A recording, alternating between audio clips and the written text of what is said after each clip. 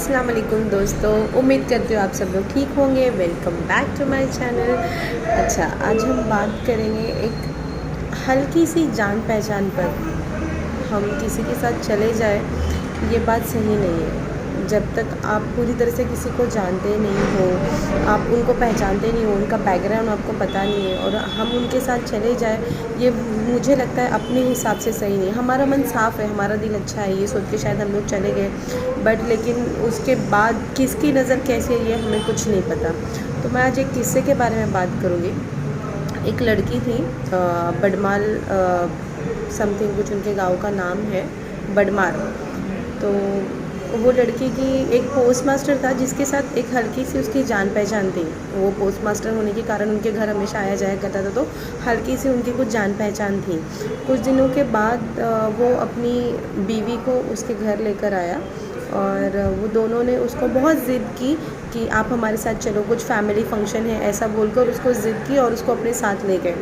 और उसकी मम्मी ने भी उसको भेज दिया और वो खुद भी चले गई। थोड़ा ये भी मुझे शॉकिंग लगता है कि मैं उसकी गलती है, मैं ऐसे नहीं बोल रही कि उसकी गलती है, लेकिन हमें इतना बड़ा कदम नहीं उठाना चाहिए। अगर उसको जाना था तो उसे अपनी मम्मी के साथ जाना चाहिए था, अकेले उनके साथ नहीं जाना चाहिए था, क्योंकि अगर नहीं जानते तो हमें उसके साथ नहीं जाना चाहिए था। तो वो लड़की उन दोनों के साथ वो फैमिली फ़ंक्शन अटेंड करने के लिए चली गई। फैमिली फ़ंक्शन बोलकर वो लोग उसको जोधपुर लेकर आए अपने घर। और वहाँ वो जो आदमी था, जगमाल सिंह करके उसका नाम था। तो उसने अपना भाई के साथ उसकी शादी करवा दी धोखे से, उस लड़की की।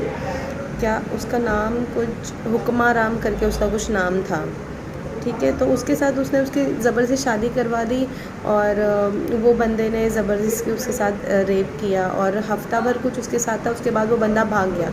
उसके बाद ये जो और दो भाई थे, जगमान सिंह और उसका एक और भाई था, उसका भी नाम कुछ ऐसे ही कुछ नाम है, पता नहीं मुझे एग्जैक्टली। तो वो दोनों भी हफ्ता भर, एक 1 वीक तक उसके साथ मतलब रेप करते रहे। फिर कुछ दिनों के बाद जैसे ही थोड़ी लड़की उनसे बची तो उसने अपनी मम्मी को कॉल किया और ये पूरी दास्तान अपनी मम्मी को बताई। उसकी मम्मी फिर जोधपुर आके उसको लेकर गई और उन लोगों ने पुलिस स्टेशन में कंप्लेंट दर्ज कराई। तो उन तीनों के नाम की कंप्लेंट दर्ज कराई उन लोगों ने। तो पुलिस उन लोगों को ढूंढ रही है, बट मेरा सिर्फ यही कहना है कि किसकी नज़र कैसी है हम नहीं जानते, कि कौन हमारे बारे में क्या सोच रहा है, हमें नहीं पता। तो हमें इतना बड़ा रिस्क, जब तक हम लोग किसी को अच्छी तरह से नहीं जानते, नहीं पहचानते, हमें इतना बड़ा रिस्क बिल्कुल भी नहीं उठाना चाहिए, जहाँ तक मुझे लगता है। वो बच्ची तो शायद हो सकता है कुछ अच्छा सोच के गई, वो उसको कुछ अच्छा मतलब अपना दोस्त समझती हो, भाई समझती हो, जो भी, लेकिन इतना बड़ा कदम हमें नहीं उठाना चाहिए। और हम बचपन से अगर हमारी लड़कियों को ये सिखा रहे हैं कि इज़्ज़त के लिए सिखा रहे हैं, ऐसा दुपट्टा लो या ऐसे कपड़े पहनो, जो भी है, हमें हमारे लड़के को भी सिखाना चाहिए कि उसे भी, हर लड़की को एक रिस्पेक्ट देनी चाहिए, अच्छी नज़र से देखना चाहिए हर वक्त। मतलब बुरी नज़र का तो अब हम क्या ही कर सकते हैं किसके लिए, पता नहीं, समझ में नहीं आता कि ये सब कब बंद होगा, कैसे ये सब थम सकता है। हर आए दिन एक गैंग रेप हर आए दिन। एक 12 साल की नहीं, कुछ नहीं, 12th क्लास की बच्ची है शायद कुछ, तो उसके साथ भी गैंग रेप हुआ है, वो भी मैंने अभी पढ़ा। समझ में नहीं आ रहा ये सब कैसे मतलब रुकेगा।